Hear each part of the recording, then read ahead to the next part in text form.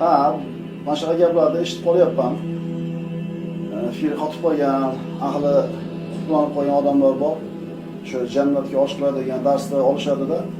Shu noto'g'ri talqin qilib odamlarni shu fitnaga chaqiryapti, fitna o'chog'iga o'tin qilishyapti. Albatta bunga norozimiz, bu noto'g'ri. Qarang, masalan, kim shuna qilyapti? Bu darsimizdan kim shuna qilib foydalanyapti?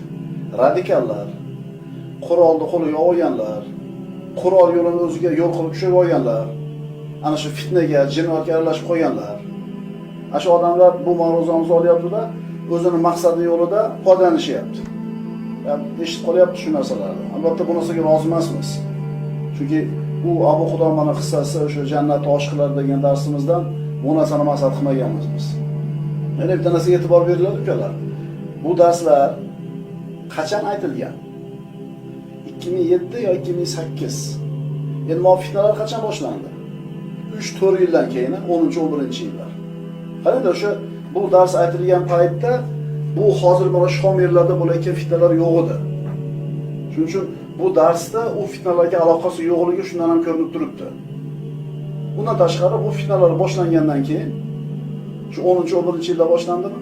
Bizning munosabatimiz aniq, ravshan qilib aytganmiz. Ustozlarimiz aytgan, bu fitna, bunga aralashmaslik kerak, bu noto'g'ri degan, o'sha narsani biz mahkam ushlaganmiz va shuni aytganmiz. Vaqt ham ko'rsatdi mana shu narsani fitnaligi, o'sha tutgan mavqifimizni ustozlarimiz aytgan yo'lda to'g'ri ekanligini vaqt ham isbotini ko'rsatdi. Endi o'sha ilmsiz yoshlar bor, g'ayrati bor, dinga muhabbati bor, lekin tajribasi yo'qligi sababli o'sha fikrlarga aldanib qilayotgan ishini jihodda yurishibdi-da, shunga aralashib qo'yganlar. Ya'ni musulmon odamni qonun to'kishlikda jihod deyishyapti. Qanaqa qilib jihod bo'lsin bu? Musulmonda qonun to'kishlik jihod emas. Bu eng katta gunohlardan. Payg'ambarimizning hadisi bor-ku. La yazalal mu'min fi fushatin min dinihi degan hadis. Ya'ni musulmon odam dinida, kengchiligida, bemalolchilikda bo'ladi, modomiki bitta bir musulmonni yoki bir qonun oqizmagan bo'lsa, harom qonun oqizmagan bo'lsa.